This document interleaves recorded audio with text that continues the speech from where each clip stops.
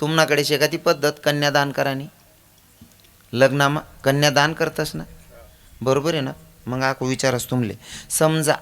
आते रवी किरण महाराज कीर्तन लिहिल शे तुम्ही जी दक्षिणा दिशात मना कीर्तन दक्षिणा लिन मी निघी गो तुम्ही मला फोन करी विचारशात महाराज आमना पैसाच ना किराणा भरा का वावरली ना काय संबंध दान करायच्या विषयी संपी घ्या बरोबर आहे की नाही बरोबर आहे की एखाद्या ब्राह्मणांना तुम्ही गाय दान केली गाय दान करानंतर दूध न पेमेंट लेवल तुम्ही जातस का हां दान करायचे विषय संपी घ्या मग ही सुद्धा दान करतात तुम्ही कन्यादान दान केली गेली आहे ना दान केलेल्या वस्तूवर आपला अधिकार राहत नाही मग आपला अधिकार राहत नाही ना तरी सुद्धा काही काही माया दिनभर मग 4-4 दाव फोन करते का हो बहीण तुला कोणी काही बोलणं का तू खादं का बरं 3 तास मग मरी जाई का ती कितलं घर मग दाती घाला नशे हां अरे जगा आणि जगू द्या हो आणि बाकीने पुरी बितल्या वायबारीत काही काही देव बनाण्या पुरी सोड्यात ते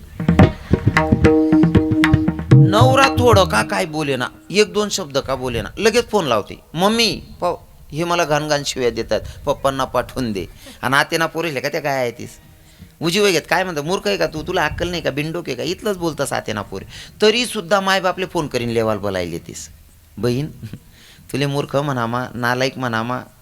इथला रागीर आहे ना तून मायले विचार तून बाप कसा उद्धार करे तून मायना अरे इतकं पवित्र नातं आहे नका ना सत्यानाश करू त्याचा प्रत्येक सुनबाईला विनंती आहे मायबापांचं घर सोडते ना माय त्याच दिवशी निर्णय घ्यायचा हे माझ्यासाठी परकी असू शकतात पण माझे सासू सासरे हेच माझे मायबाप आहेत हा भाव मनात ठेवा हां थोडं जड जाई तुमले हो थोडं जड जाईन बाकीने पोरी म्हणते ना मरी जायचो आमनाच किडा पाडाय ना